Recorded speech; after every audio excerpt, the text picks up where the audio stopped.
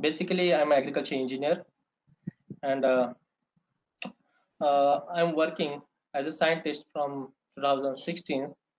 And in soilless cultivation, I'm working from 2013 as a my PhD work and MSc work also. In CI Bhopal, mostly this figure shows the administration block of our institutes, and CI working on the especially on mechanization. Uh, there are four departments. One is the mechanization division, which deals on the mechanization of the agriculture parts. Then another is the agri-produce processing, where the agriculture post-harvest products or value addition, that work is going on. Then energy division, where energy-related work is uh, also going on.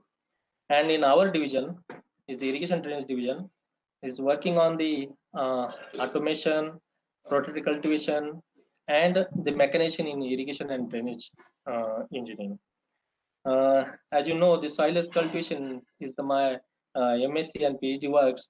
So I'm working in soilless cultivation since 2013, and my PhD work is related to the development of irrigation controller for the soilless cultivation.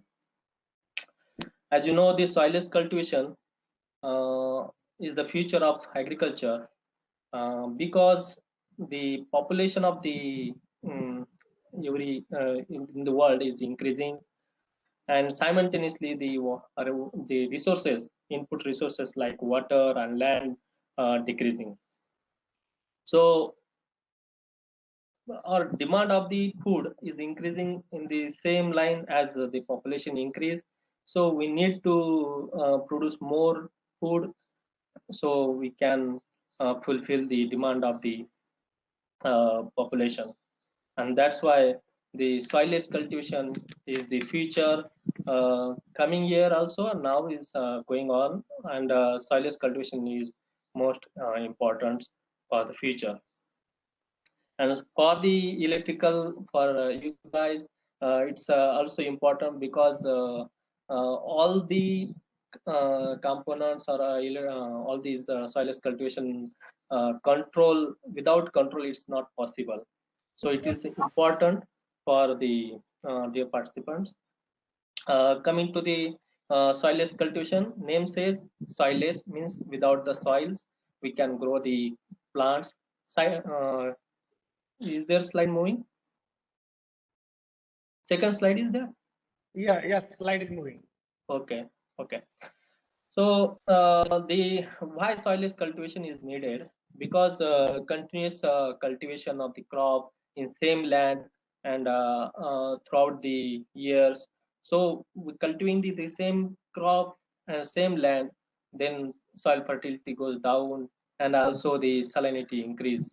And same crop patterns creates the or develop the infection like pathogen, soil-borne diseases, or all this creates the problem in our country also. So there is need of soilless cultivation. You can see the in Punjab region the salinity is high, so we cannot grow the all type of the crop. So that's why we need their salinity resistance crop, but we can grow with the help of the soilless cultivation in that area also. Some soils in the world, such as the that is not used for the cultivation, because uh, these soils have the poor texture and shallow. Somewhere is a rocky field, so you can use this rocky area for the soilless cultivation also. And erosion creates the problem, and also we can use the soilless cultivation in the metropolitan areas where the surface is concreted. So we can use that concrete surface like terrace or roads, anywhere we can want. So that's why whenever the soil conditions are unfavorable, the soilless cultivation is the solution for that. So the history of the soilless cultivation in 19 in the century of the 16th machines where scientific literature are available. Like hydroponics is the it's a Greek word where hydro means for the water and ponics means the working. So plant is working in the water. So that terminology is first coined in 1929, where person used this terminology. The nutrient solution is also developed first by the Cyachanik Snap in 1938, and in India, the first hydroponic systems introduced the Kalimpong in Darjeeling in 1947. And Hello. hello, yes, Sir, please can you go for slideshow, sir? Slideshow, okay, sir. it's okay. No, sir, it's not slide actually. Yeah, yes, now okay. Yeah, yeah. Now, Okay, thank you, sir. Thank you. okay, Yeah. okay, okay. Then the some advantages in develop in the soilless cultivation, and then different soilless cultivation and develop like NFT in 1966, and then uh, some uh, aeroponic systems also developed in 1985. So the advantage of this soilless cultivation, basically the better quality of produce. Hello, hello, Okay, hello. so you can continue. You can continue. I think something. Okay, okay. There is some noise. Some voice is there. Okay, okay. So better quality of produce we can produce in soilless cultivation. Soilless cultivation, only the option where we can produce the better quality as you want. If you want to increase the vitamins, or if you want to increase the chlorophyll content, or whatever you want, so that is possible in soilless cultivation, because we can modify. You can modify the entire the quality of the crops. So that is better quality produce we can through the soilless cultivation.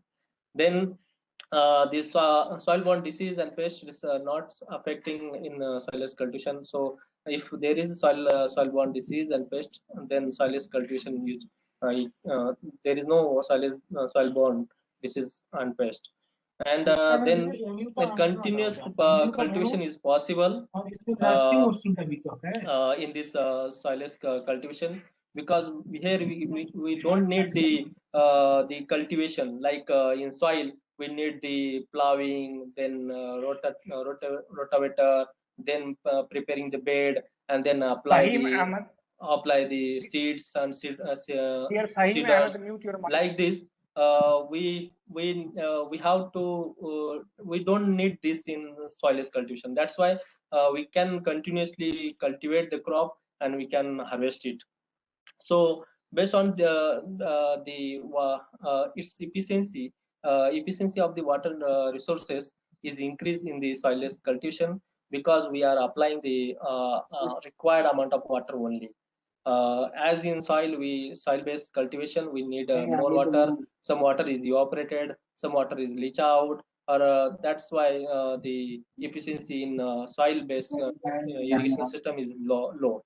So efficiency we can improve in this through the soilless cultivation. And as you know, these are all these closed compartments, so there is no weeding or no soil fumigation requirement. More productivity per unit area, and also the per unit time, we can produce the more product in soilless cultivation. And whenever the soil, I told last slides, whenever soil condition is unfavorable, then that system is useful. Okay. And then another, when the person don't have any land, but it has its own home, and that terrace is used for the cultivation, that is possible. And most important things in soilless cultivation, we can monitor the root environment properly, and this is the area where the electronics persons can introduce his logic and control the root environments, also the crop environments. That is possible. In soil based cultivation, we cannot control the any nutrient, we cannot control the even water also we cannot control, because the leach out, or when flooding or water goes not goes to the exactly root zone, because root zone is below the 20 or 50 centimeter. So we cannot manage that in soil base. But in soilless cultivation, we can manage all these root environments and microcontrol environments also.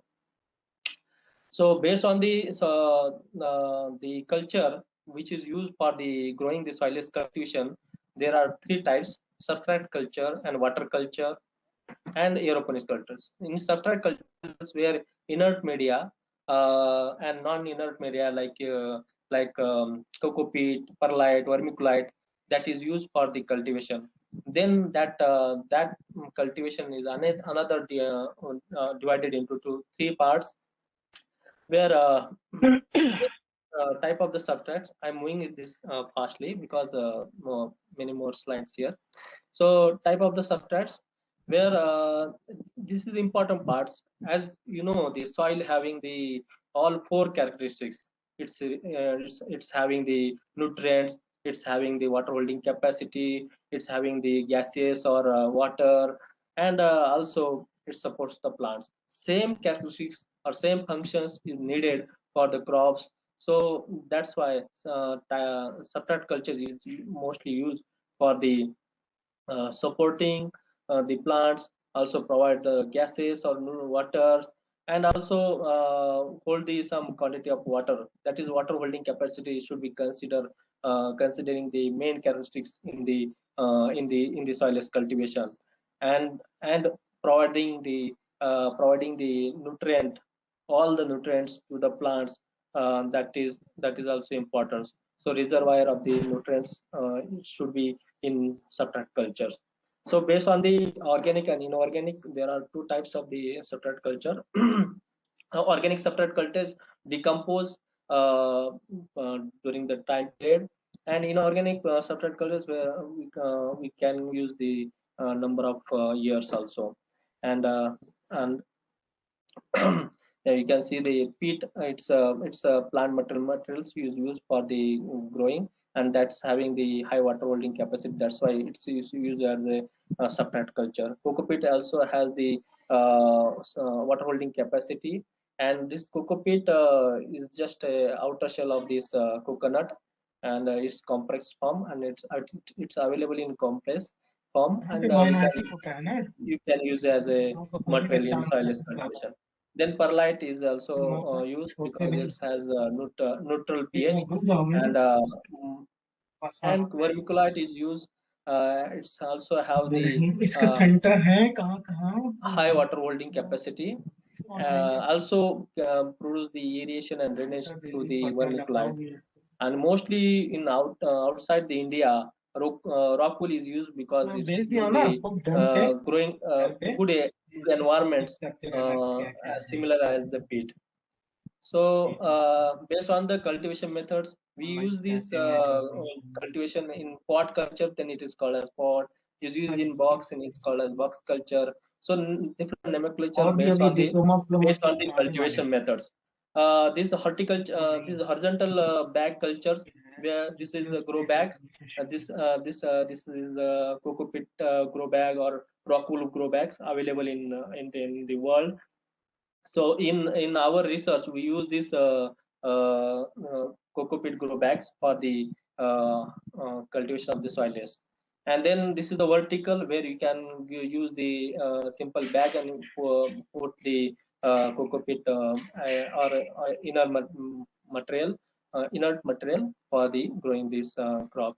Then use the container for this container. So hanging of this possible also, this hanging bag is available, so that we can cultivate this crop. And this is the tomato is given in bucket, but it's called as a vertical farming also, because the tomato grows up to the 30 feet height, and we can it's called as a vertical farming, and it's a determinant variety, indeterminate variety, so that it grows continuously as we want to grow. Then vertical pots and this hanging bag, these are the types of this. Then the type of the irrigation were used in the soilless cultivation, especially for the substrat culture. Yeah, this is the over boom. This sprinkler is used for the irrigating the this is the fenugreek field, and where you can apply the nutrient and fertilizers through the automation. So, and then drip irrigation system is used for the applying the nutrient solution, where inline and out online drippers is used.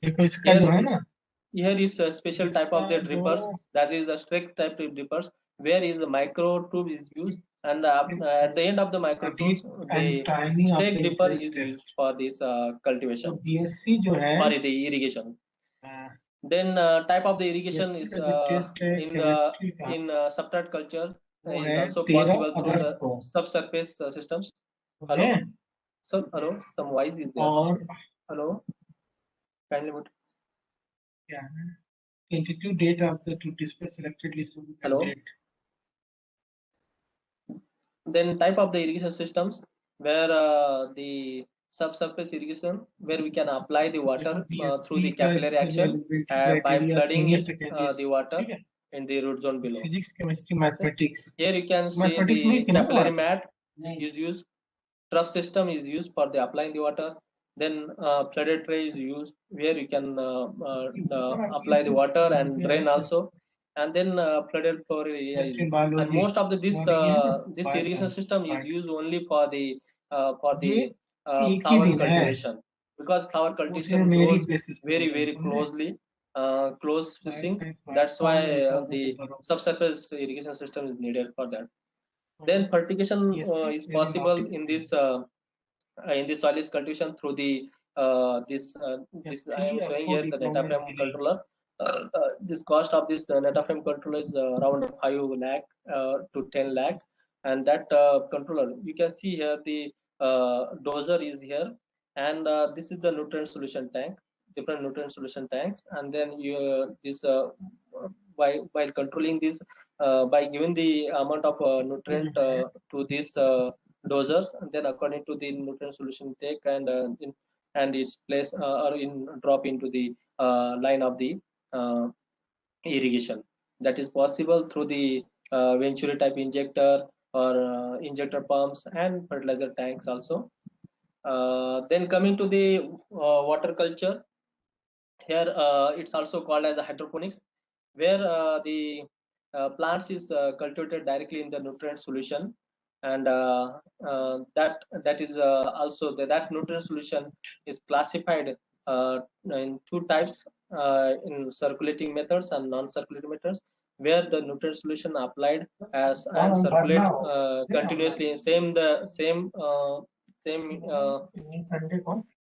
methods, same field, and the non-circulating when apply the nutrient solution, and after the completing the nutrient uptake, we leach out this all the nutrient solution. So this nutrient film technique, where you can see the very thin film that is formed at the lower part of this pipe, and that is possible by dropping the water, and 0.5 mm of drip system, 0.5 mm film is created, and some part of the root is bathed in the nutrient solution continuously, and some part is in the air, and that's why the oxygen plant get the oxygen and also nutrients, and that's why this nutrient film techniques is among the soilless cultivation is popular, because we get the proper nutrient and oxygen also. Here we can we need the oxygen sensors for the maintaining the oxygen level, then EC sensors for the maintaining the EC of this hello EC. Then the flow rate is used for this NFT 2 to 3 liter per minute, so that plant get the proper nutrients. Then circulating the methods in this deep flow techniques, where the root zone is deep up to the 2 to 3 centimeters, and the some portion of some water is drain out, and then this systems give the uh, more space, because in nutrient film techniques we now need some channels, and particular channels we have to cultivate. In deep flow techniques we can use the containers, so that we can zigzag shape we can pot the plants, and we can use the more space effectively. In root dipping techniques, where the 2 to 3 centimeters root below roots is deep into the waters, and some roots hang into the airs like this, and then this after some days, when EC is not proper, then this solution is leach out. So that's why it's not a circulating method, where after some times we can remove this nutrient solution. Same in float techniques, where float is used for the plant cultivation. Then capillary actions, as I told in subsurface drip irrigation, here we can use the capillary action techniques. We can apply the nutrients at the lower portion, and then the inert media has some capacity, like capillary action, that can take the nutrients to the root zone.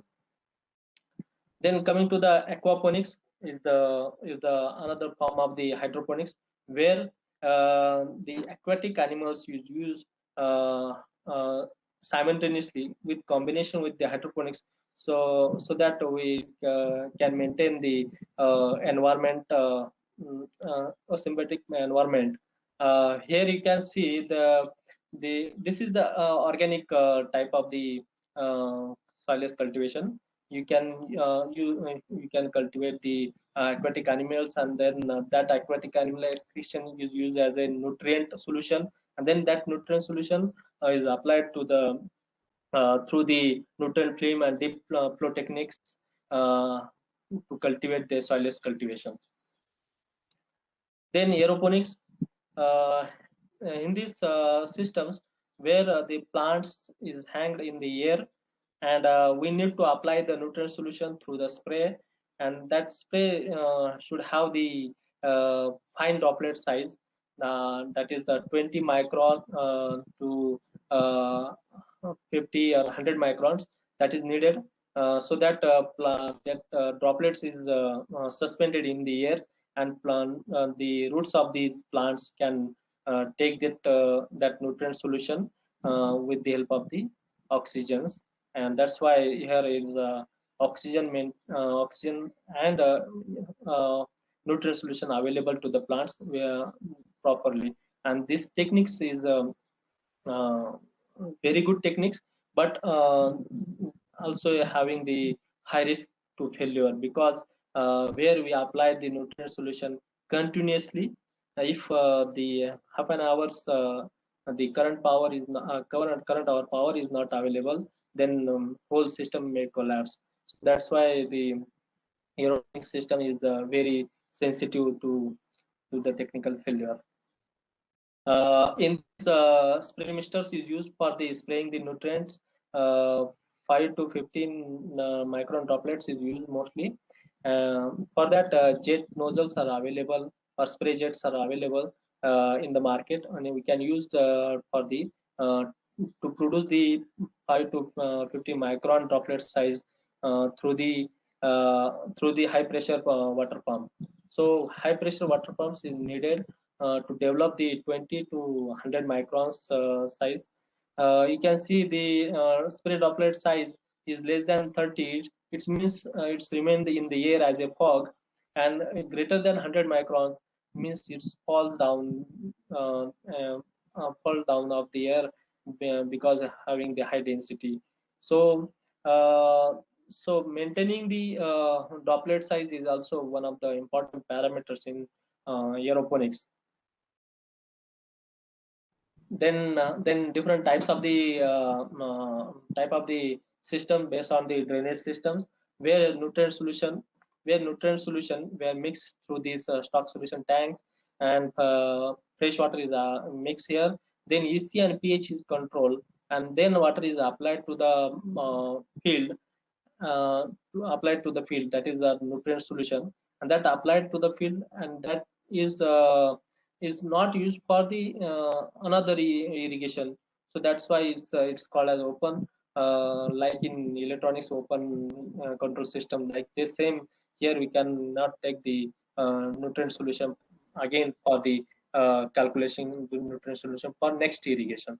So in closed systems, where you use the nutrient solution, prepare the nutrient solution according to the crops, and then maintain the EC and pH, and then apply to the fields, and then again that leach out is used, that is the drainage were used through the disinfection, because this plants, some plants have the, suppose having the some bacterial infection, then that the infection should be disinfect through these disinfectant tanks, and then come to the mixing tank for the next irrigation, with the adding some fresh water and some nutrient solution based on the EC and pH of that nutrient solution. So EC and pH is the most important uh, factor for controlling the irrigation in closed systems.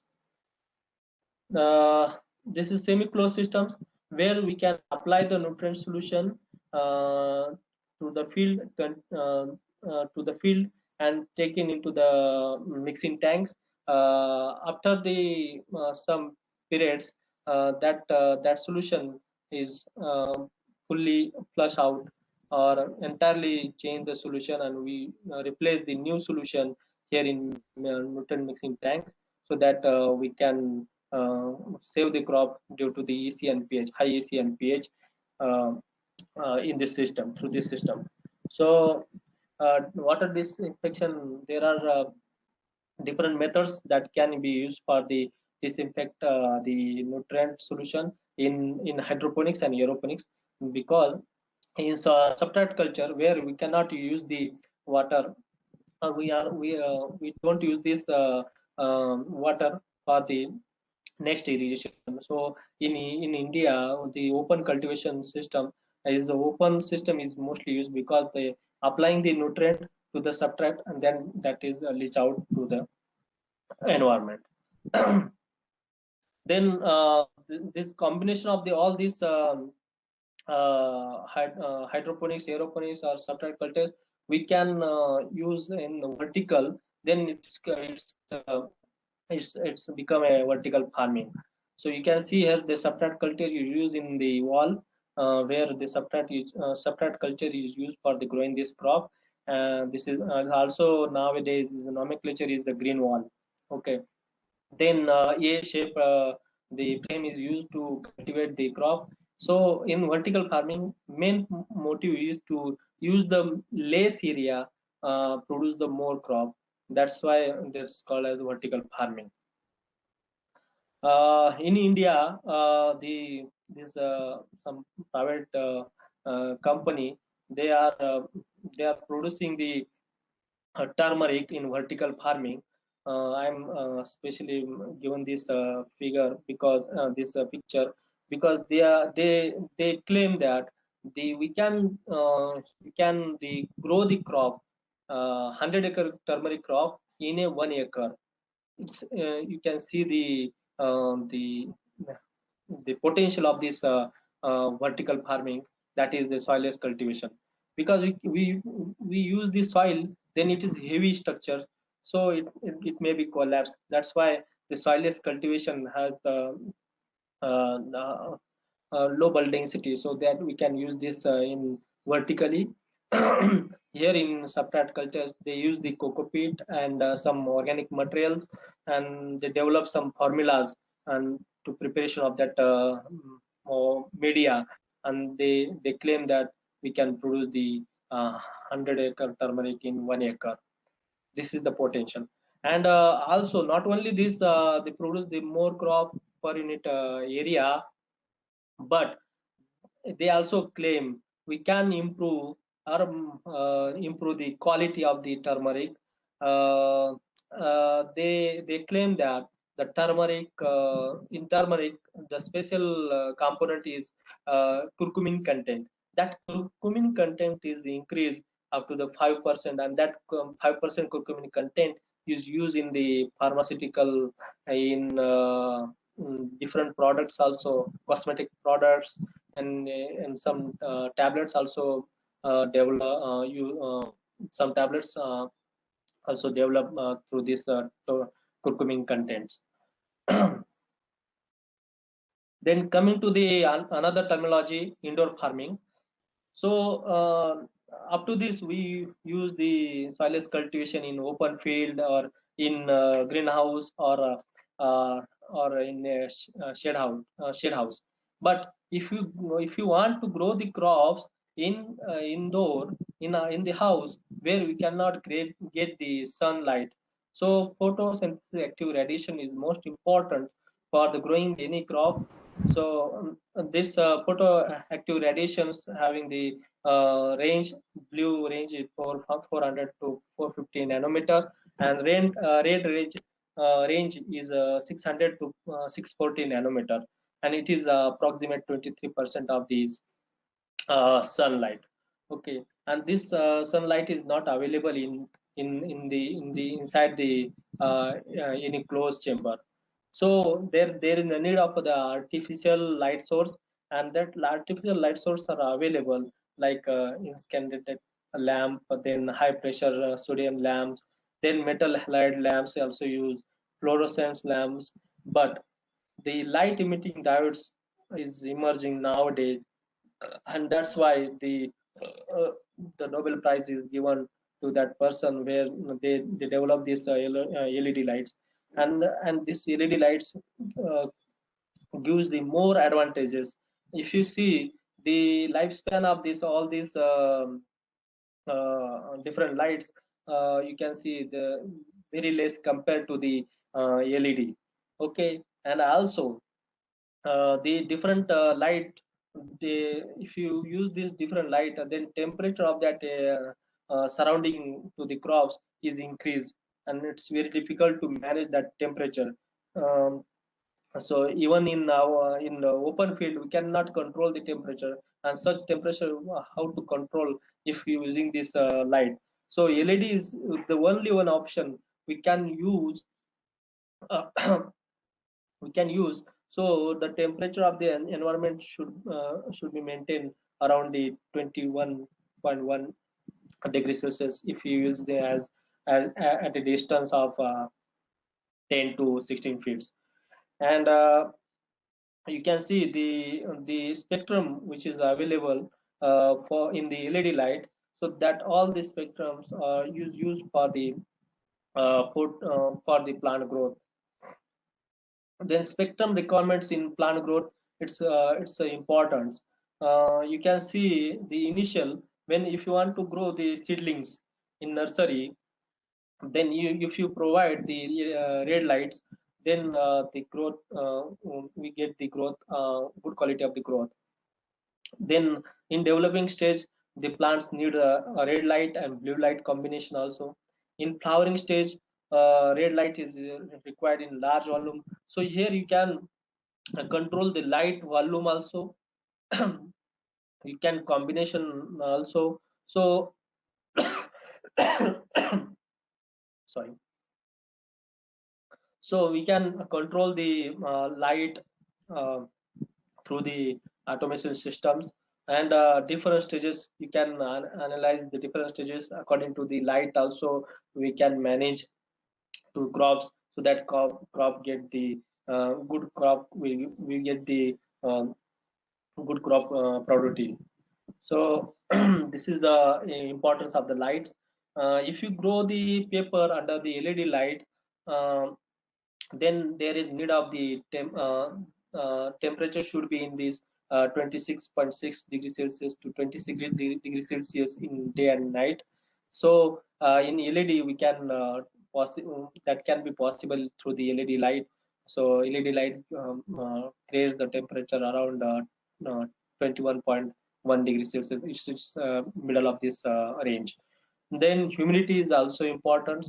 We can maintain. Then also the LED lights should be off sometimes, and should be on for the particular day times. like in sunlight. So vegetative light cycle, we need the 18 hours lights and 6 hours off. Then flowering stage, we need 12 hours and then 12 hours off. So this way we can grow the paper through the LED lights. So coming the successful of this indoor LED farming in staggering methods.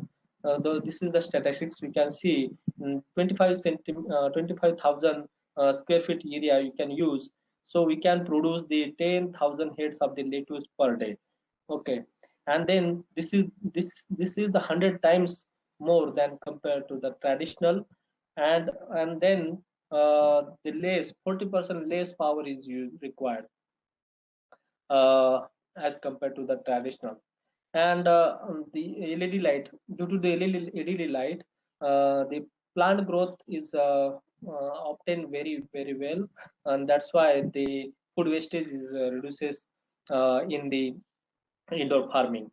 Then 99% less water is required.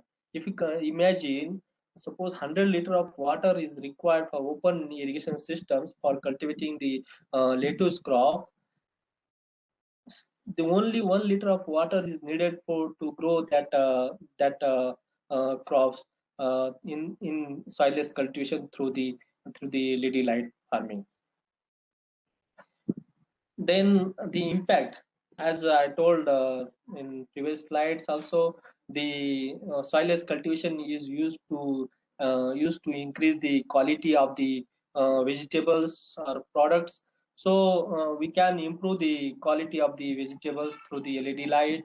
Also we can grow the floriculture or ornamental plants through this LED light.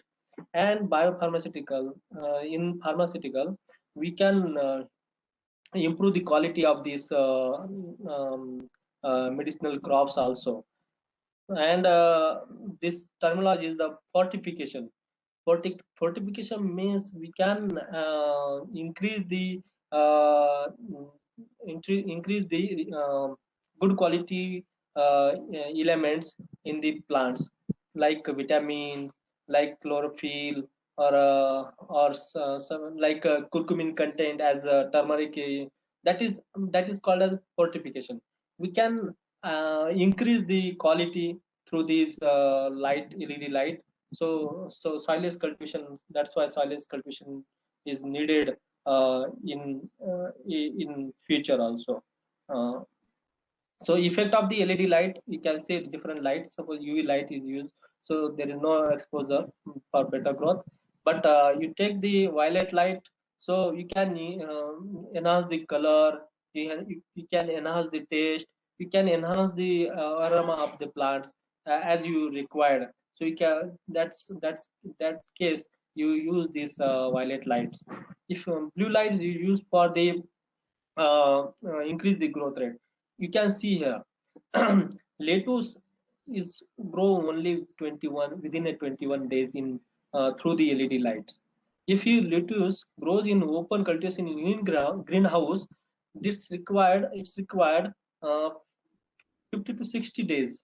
And it's same lettuce we grow in same environment in open field, it requires almost 80 to 90 days to get the uh, that growth.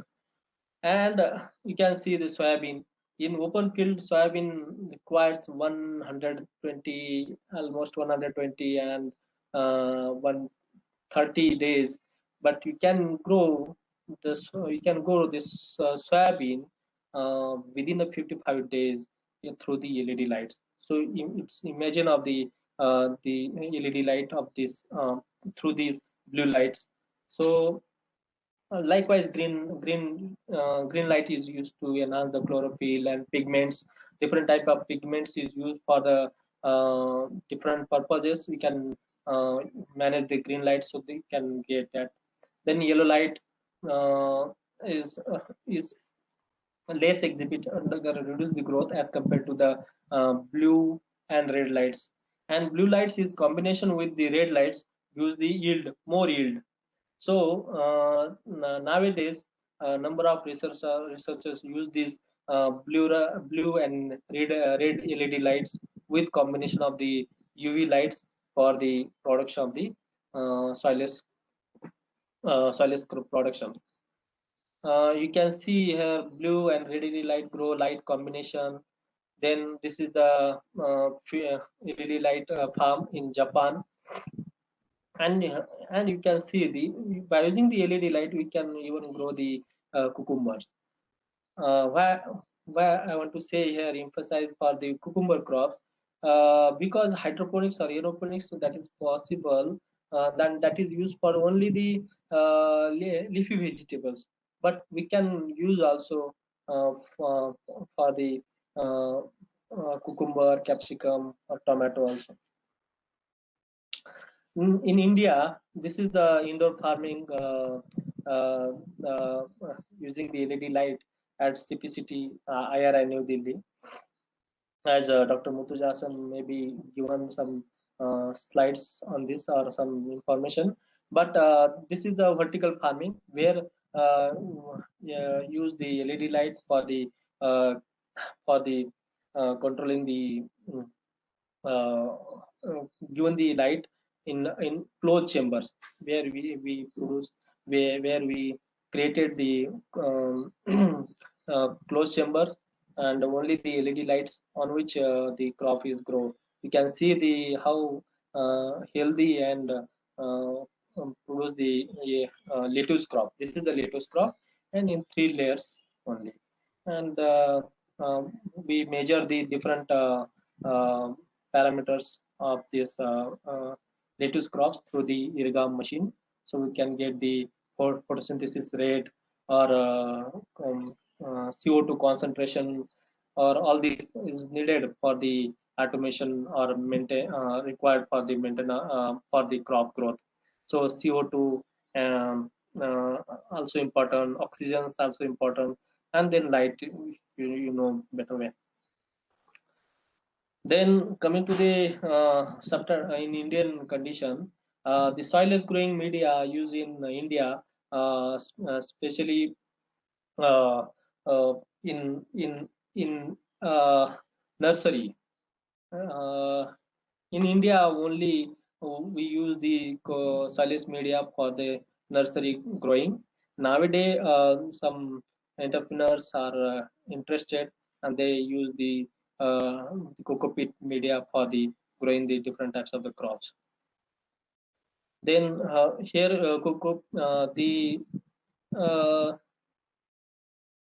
this coco peat, vermiculite, and perlite.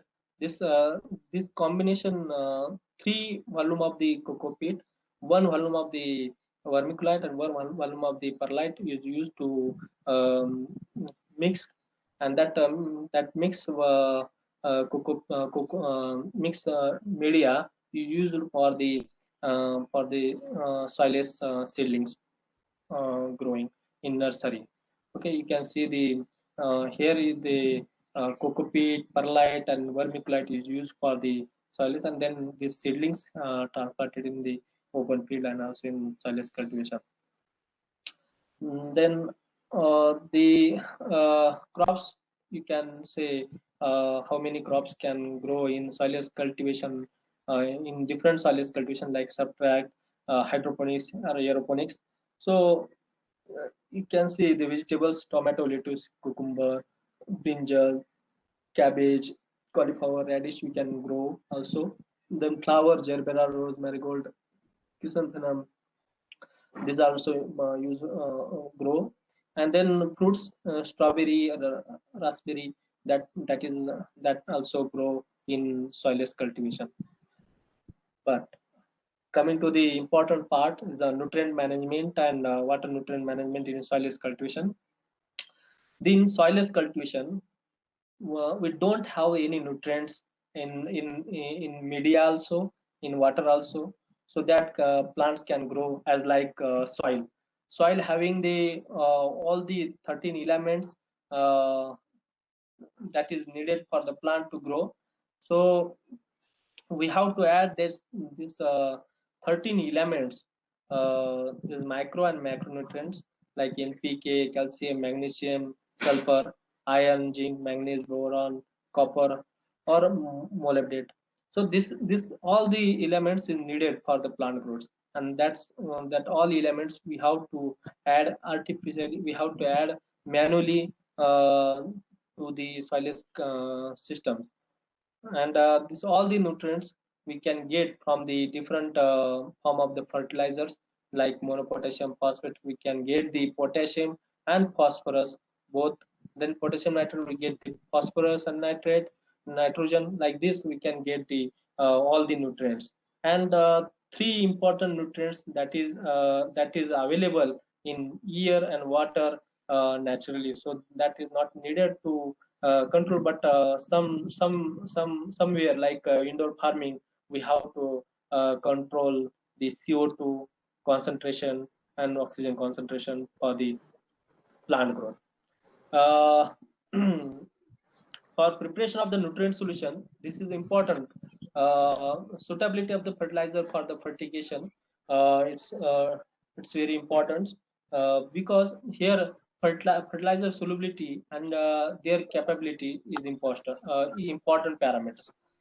Solubility fertilizer means the quantity of the fertilizer that can be dissolved in unit quantity of water is called as solubility. It means if you take the 1 liter of water, then how much quantity of fertilizer can dissolve in this 1 liter of water? That is called as solubility. And then compatibility, it means we have to apply all the 13 elements.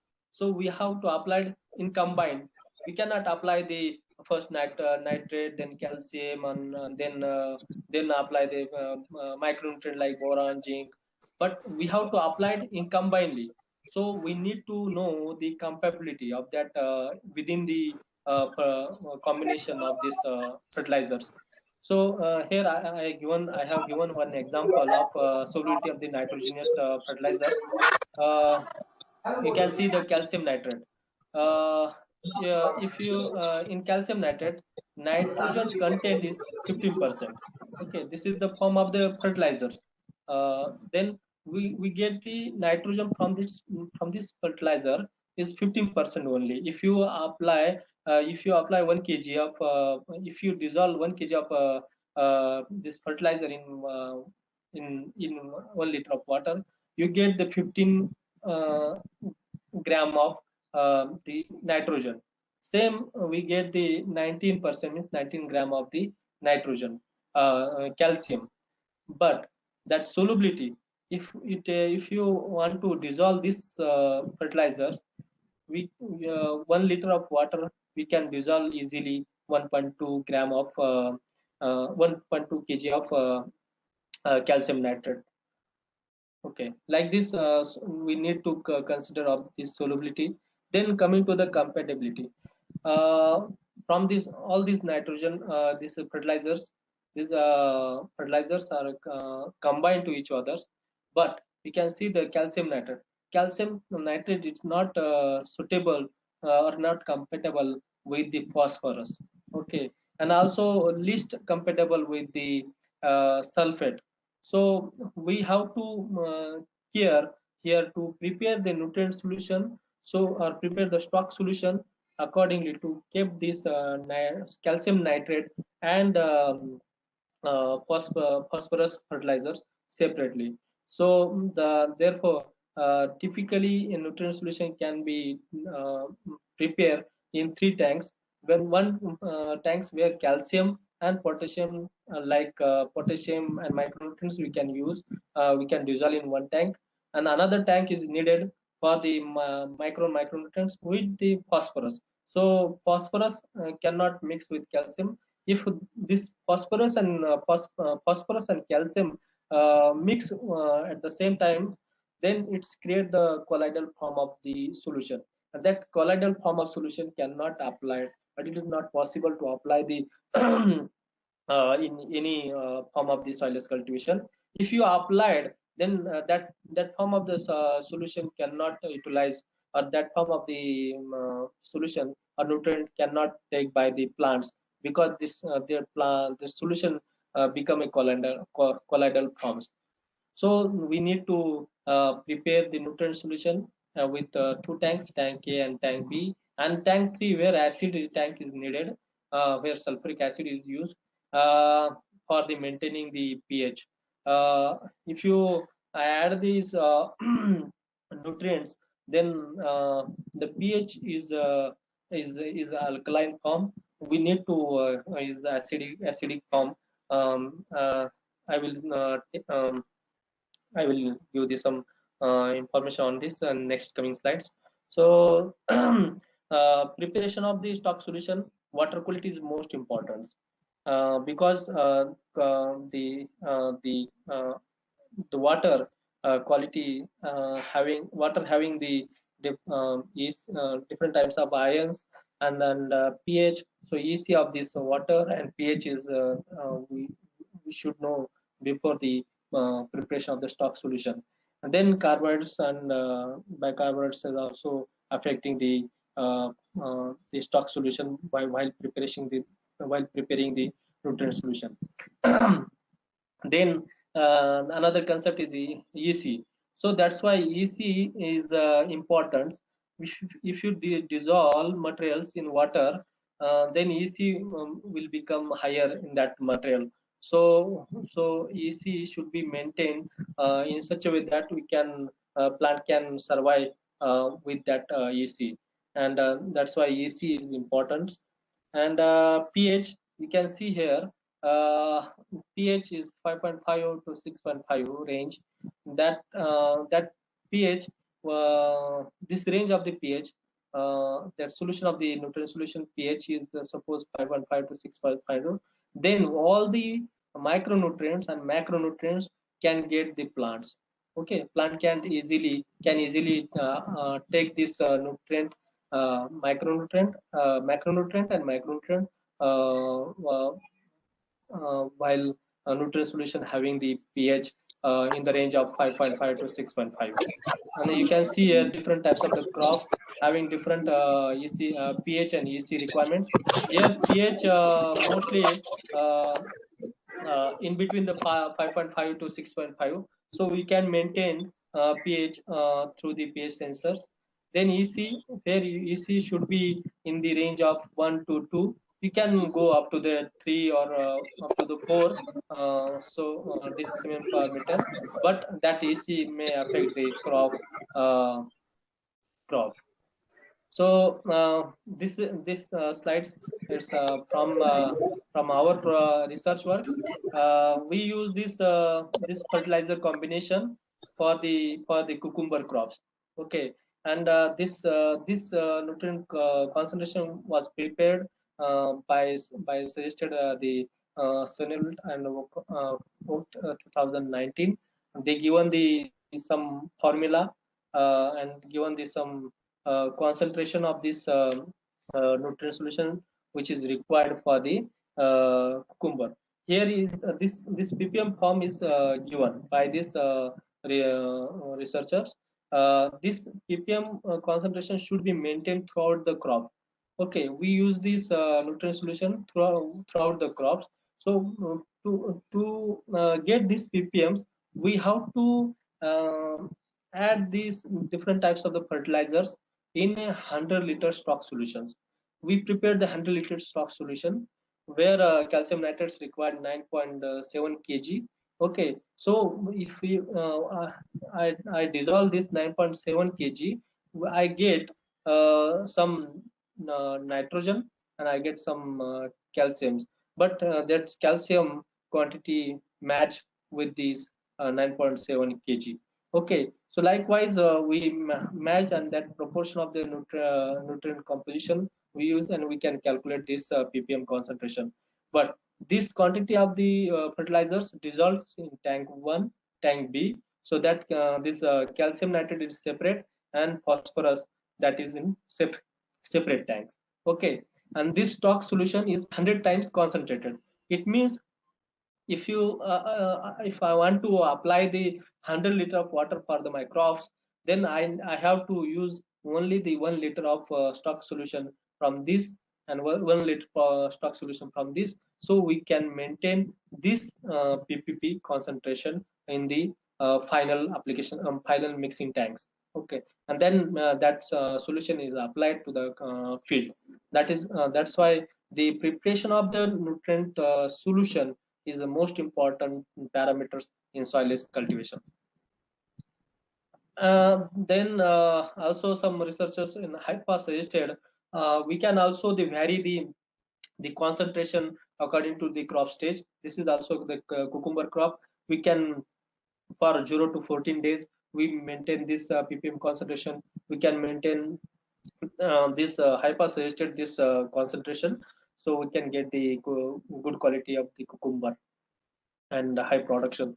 So likewise, we can you can maintain different type of the different ppm concentration in different stages of the crops.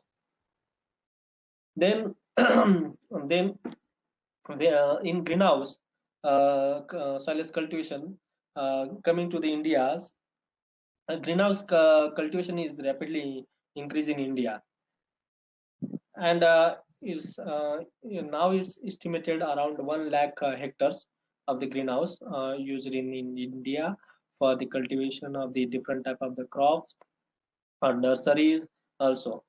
But the cultivating the crops continuously in same land, because greenhouse we cannot shift every year, or we cannot shift. If you install the greenhouse, then it is remain up to 10 to 20 years. So we use the same land for the cultivating the same crops. Mostly the some high valued crops we grow only. So that's why that's create the problems with soil fertility. So soil borne disease major problems occurred in India. Okay, and some nematodes also creates the problem. So therefore then greenhouse cultivation is used for the in India. Therefore Dear the soil participant, cultivation please mute your mic. is hello. Dear participant, please mute your mic. Hello, some noise is there. Hello. Noise. Sure, you can continue. Okay. Then the greenhouse soil cultivation we can use, and this is a profitable solution if you use in long terms. If you consider is long terms, if you consider is within a short period of 2 to 3 years, so it is not profitable solution. So soil cultivation is profitable when it's long term cultivating. So and water and nutrient management it can be done precisely in soilless cultivation. That's why soilless cultivation nowadays is in increasing form, increased in India. The present status in India, only the grow bags, containers, and hydroponics were mostly used in India, and total area covered approximate 5,000 in soilless cultivation.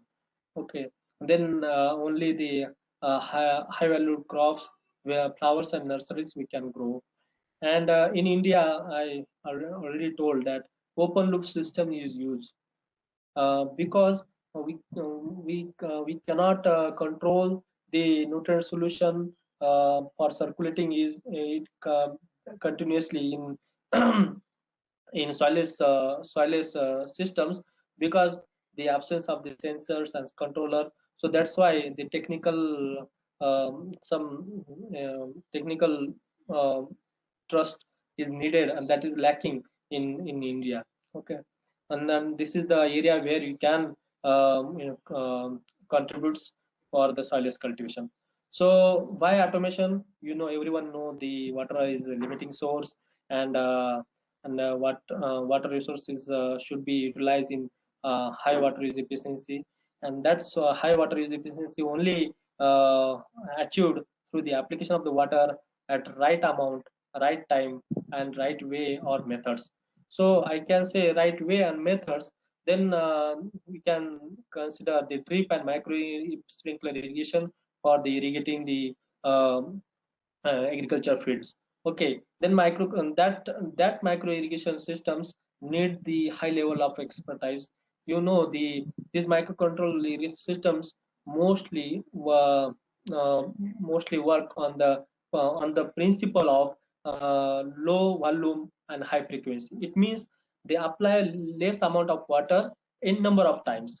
That is called as low volume high frequency, and that's why that operation we cannot control by manually, because frequent irrigation is needed. Then we have to one option, that is only one option, that is automation. So that's why automation is necessary for frequent irrigation. And in context the soilless culture, we know the root volume is restricted.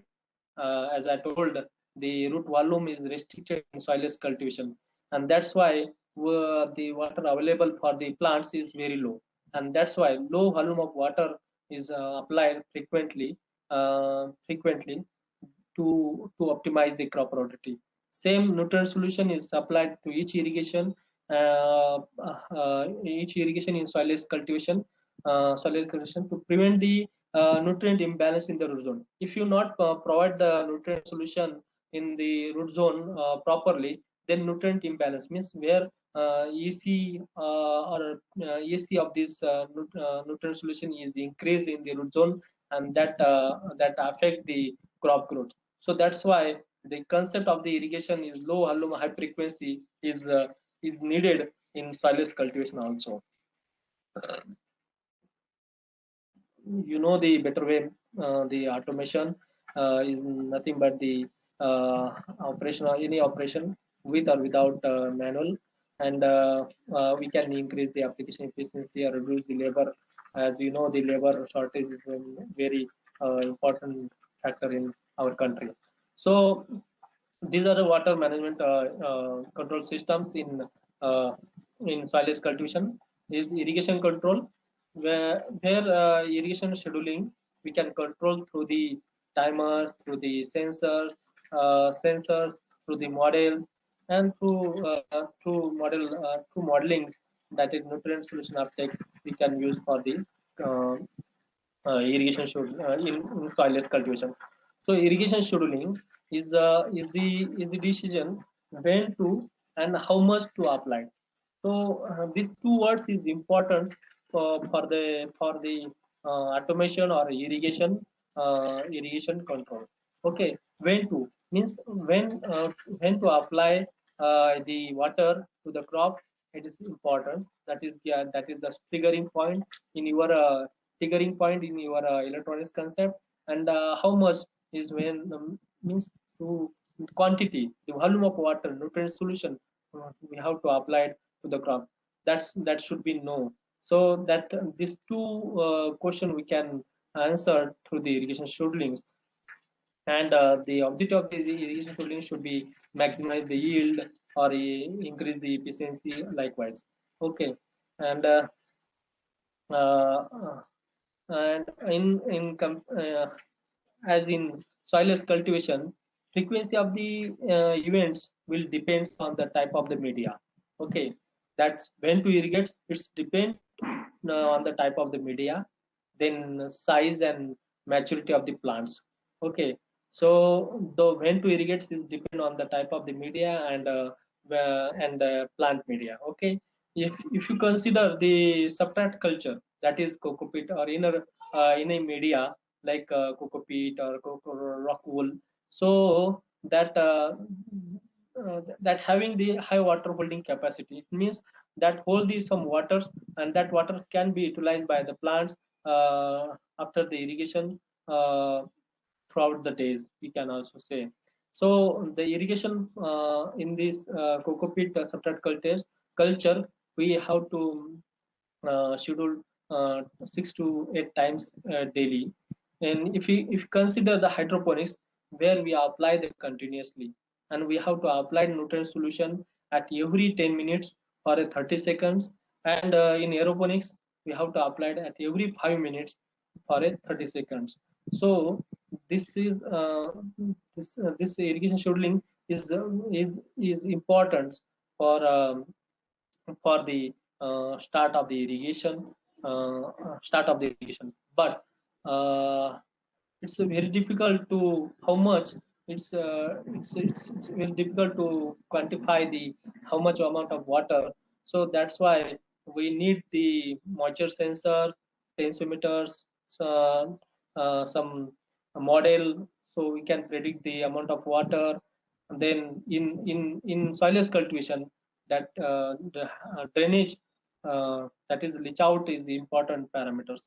So duration of that irrigation event should be such a way that we can apply the water 100% to the water holding capacity, and addition of amount of water is needed, that is 10 to 20% of amount of water is needed in the substrate culture, because the salt accumulation is occurred in substrate culture. That's why we have to remove that salt by applying the more water.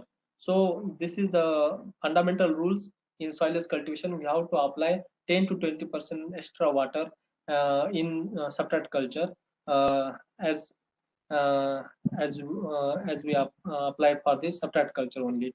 Okay, then this irrigation scheduling can be controlled, is open type control, then feedback based control, then feed forward control, then computerized. You know the better way from here in open systems, where we know we don't measure the outputs that are used for the modified the irrigation. Uh, so only the time is used for the controlling the irrigation here in open loop systems. In feedback based control systems, where the systems provide some output, and that output in real time, and which is used to perform the irrigation scheduling and control. Here in the soilless cultivation, percentage of the drainage that is used for the controller. I will explain in next slide how that percentage of the drainage is used as a controlling the irrigation. And then plant water status, we can use the plant sensors that is used to control the irrigation. Then water uptake is predicted by the growth and transpiration models. Then transpiration models, and that prediction is used for the irrigation control in soilless cultivation. Then computerized, the big data. We can use the and environmental, plant based, or solution based data, and that data is used to achieve the accurate delivery of the water according to the crop requirements. So it includes the fuzzy logic, artificial intelligence, or multi-criterion decision-making systems to control the irrigation. Coming to the time clock schedulings, where the irrigation can automate based on the time. You can see the based on the research. I found some points for you guys. Yeah, this is important. Irrigation usually start 1 hour after the sunrise and stop 1 hour before the sunset, and that irrigation may be applied frequently, even hourly, or even shorter than the hours, as depend on the uh, solar radiation or weather conditions. Okay, and if you consider this substrate rock wool is substrate culture, then night irrigation is needed. Okay, that recommended by some researchers. So that night irrigation is required to avoid the water loss in soilless cultivation, substrate soilless cultivation. And the hydroponics and aeroponics, we have to apply it continuously. Here I have given one table, so you can see the hydroponics and aeroponics. Here you can get the how the water is controlled in hydroponics or aeroponics, especially. You can see the root wall available space. You can see a liter per meter square. In deep flow techniques is 60, nutrient flow techniques 100, and aeroponics is 300. It means the root volume is more in aeroponics, but The water also requires same proportion, but that water is applied is reverse proportion. In deep flow, we applied 60, same as the root volume is available. But in nutrient plume techniques, we apply only the 1.5%. We can say the 1% in apply the water. And in aeroponics, we can apply even less than the 1%, as the volume of the root volume is available more. Okay, but that application is depend on the fertigation cycles. Here you said the hour basis. In 1 hours, we can apply the fertigation 2 times. In diplo nutrient flow techniques, we can apply the 6 times. In aeroponics, we applied the 12 times. It means the every 5 minutes we have to apply for 30 seconds. Here duration of the 30 seconds. So the duration of the amount is depend on the different soilless cultivation is different.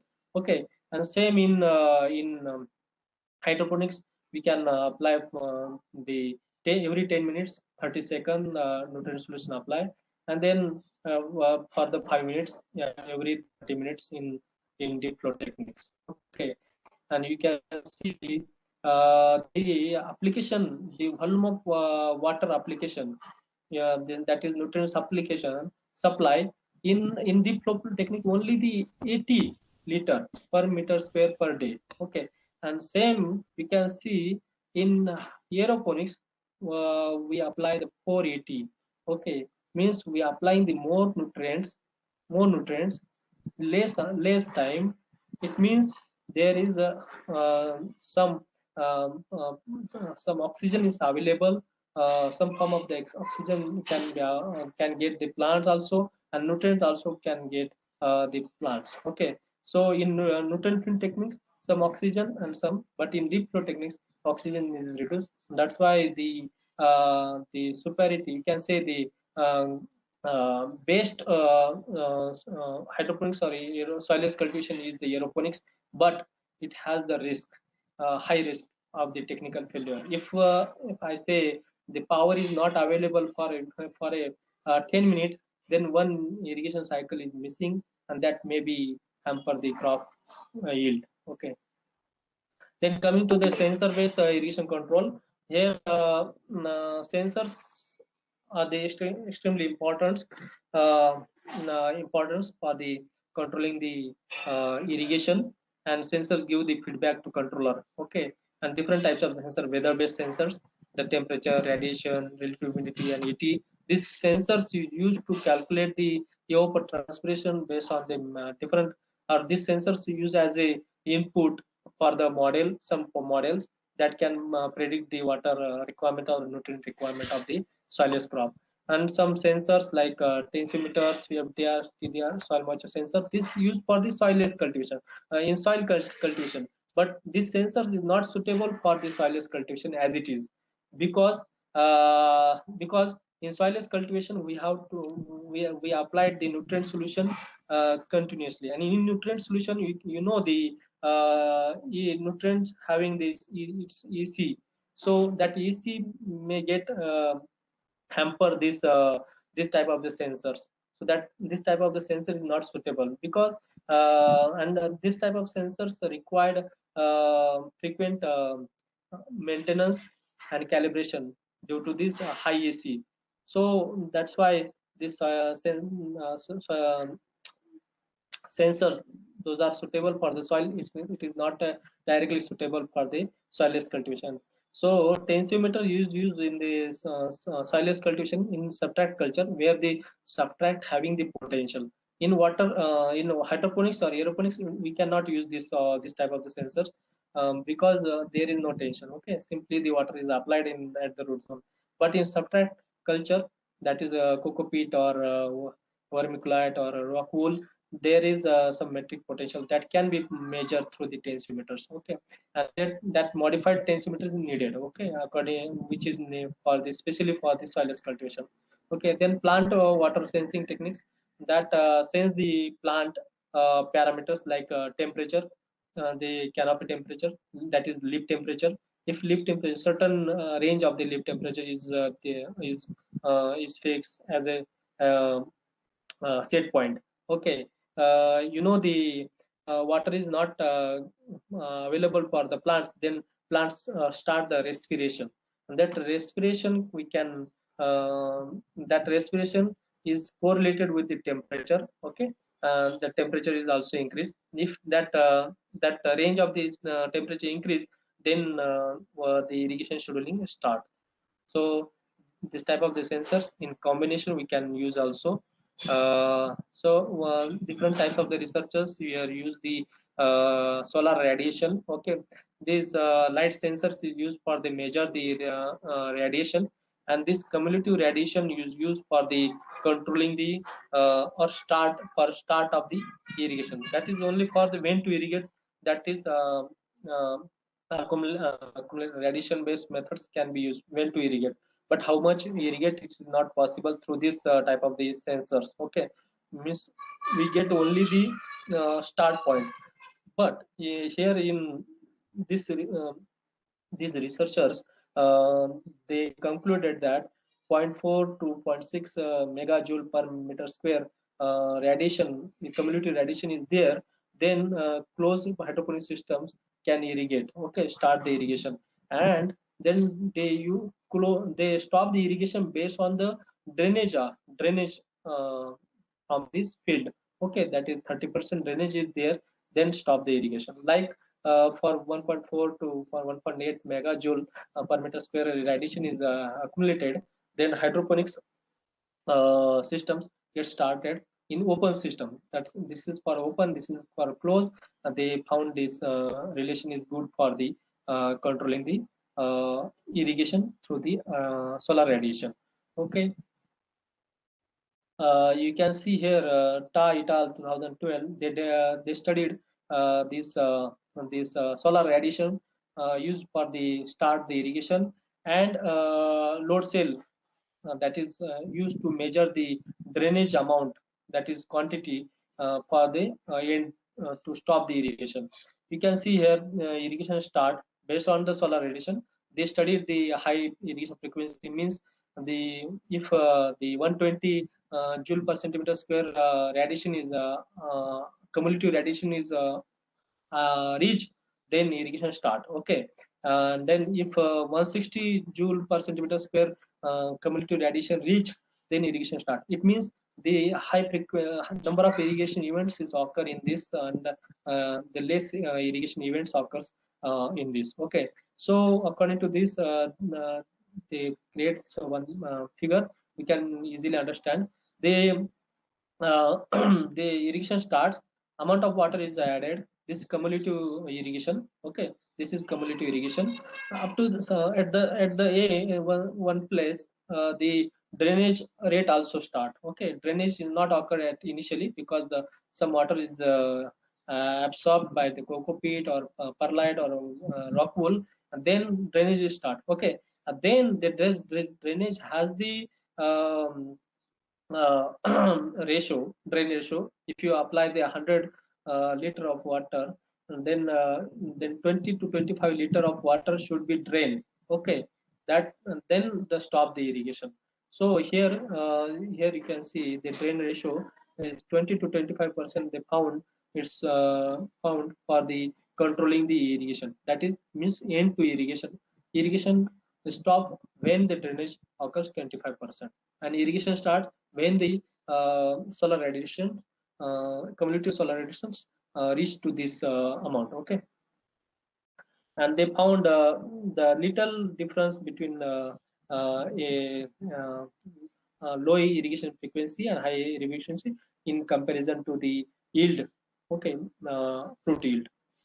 Then soil sensors, where these Decon EC5 sensors were used for the this substrate culture. Okay, you can see the vermiculite, perlite, and coco peat is used for this in this crop. Okay, and this pot is used for the growing the you can see here fenugreek cultivation, and this controller is used to control this the speed of this boom, and the amount of water is applied based on that speed. Okay, uh, and used to start for these sensors used to start the irrigation, and amount of application is based on the soil moisture sensors they can apply to the field. Okay, then tensiometers. Tensiometers is a device that can measure the tension, okay, metric potential of that substrate. Okay, and then the two set of the point is used. High tension set point is used to start the irrigation. Okay, and low tension set point is used to stop the irrigation. Based on the different researchers, I, I, took, I took found some value that is once the high tension set point is reached at around 5 kilopascal, then irrigation is initiated. Okay, once the low tension set point is reached to 1 kilopascal, then irrigation stop. Likewise, this tensiometer is used for the substrate culture only, not for the hydroponics or aeroponics. Then plant-based irrigation control systems, where you can see here the micro variation sensors that measure the change in diameter of these stems. Okay, as I told that water stress condition is there, then this diameter is reduced. So based on that reduced diameter, the triggering point set to start the irrigation. Okay. Likewise, leaf temperature also, the water stress condition is there, then leaf temperature increase, and that some set point is given to start the irrigation. But these two, it's not suitable to how much irrigate. Okay, this is only give the when to irrigate, give the triggering point, not how much to irrigate. So that's why some load cells concept is here that can measure the amount of water to stop the irrigation, and this called as also called as lysimeters. And you can see the weighing lysimeters is suspended form. In this yes type of the load cell is used, and you can see the crop grown on the lysimeters, very healthy. Okay, same the load cells is used for this uh, and so on 2015 they use the sensors and modules for the irrigation control. Uh, uh, you can see the TDR, EC sensor, pH sensor, light sensors, and load cell sensors they use. Okay, this is the model. This is the Penman Mountain modified transmission model. Okay, from which you can by using the weather parameter and plant parameters, we can calculate the transpiration of this plant. Okay, and based on this, we can control the irrigation. Okay, but they studied the three treatments where accumulated the radiation. Based on the radiation, they trigger the irrigation, and also one is EC sensor. When EC is greater than 3.5 to 3.8, then irrigation start, and then irrigation off based on the drainage rate. So drainage rate is calculated based on the load cell.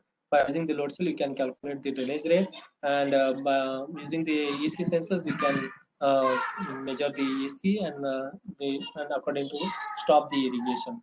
So they found that the transpiration from the developed systems, which is maximum, which was maximum 50% higher than the estimated transmission model, means the system is uh, give the accurate transpiration of this transpiration of that crop. Now, so drainage rate 30%. They found that 30% drainage percentage drainage is suitable, so that we cannot so that the substrate culture the EC of that substrate culture is not high or greater than the 3.8 decibel per meter square. Okay, and when if you want to apply the drought to the plant or stress to the plants, then this drainage rate system is not suitable. So we need we have to go for the EC sensors, so that can that can suitable to to develop the water stress, and this water stress is needed for the some stages of the crop, like consider like cucumber. If cucumber initial stage, we need the less water, that is stress condition. We need to stress condition because the root growth volume, root growth is increased based on the stresses. Same in tomato. If you want to increase the TSS in quality of the fruits increase, then we have to give the stress to the at the stage of the fruiting. So that's why drought stress is possible through only EC, not possible through the drainage rate. Then computer-based irrigation systems, where hardware and software is used. You know the all better way. Interactive and automatic, where interactive means manual intervention is there. Automatic is there, fully automatic.